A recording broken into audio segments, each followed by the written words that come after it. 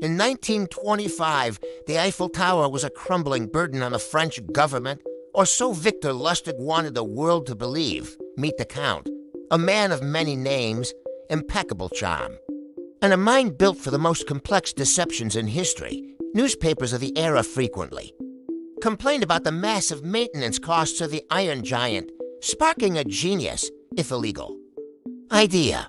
Before he was the man who sold the tower, Lustig was a master of the transatlantic hustle, working the luxury liners. His specialty was the Romanian money box, a device he claimed could print authentic $100 bills through a complex chemical process. In reality, it took 12 hours to print one note, giving the Count just enough time to disappear with his victim's fortune. But the money box was small change compared to his next target. Arriving in Paris, he saw a city struggling to rebuild. He began by forging official government stationery, creating a persona as the Deputy Director General of the Ministry of Posts and Telegraphs. He invited 6 of the city's top scrap metal dealers to a top-secret meeting at the prestigious hotel. De Krillin. Lustig told them that government could no longer afford the tower and had decided to sell it for scrap in total secrecy. Among the dealers was Andre Poisson, a man desperate to make a name for himself in the Parisian business world. Lustig took the men to the tower in a rented limousine, acting as if he owned the very ground they stood upon. He watched their reactions closely, looking for the most gullible mock. Poisson was the clear winner, blinded by the potential profit. Poisson's wife was suspicious, but Lustig was prepared. He confessed that as a government official, he needed a little extra bribe money.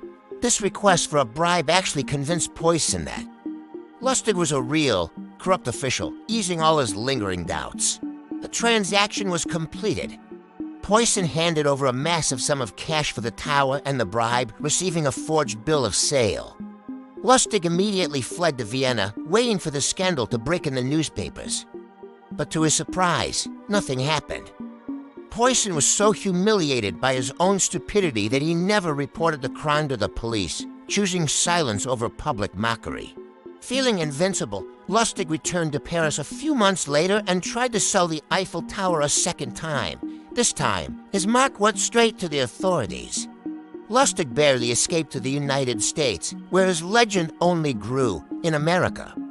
He even managed to con Al Capone, convincing the mobster to invest $50,000 in a bogus stock deal.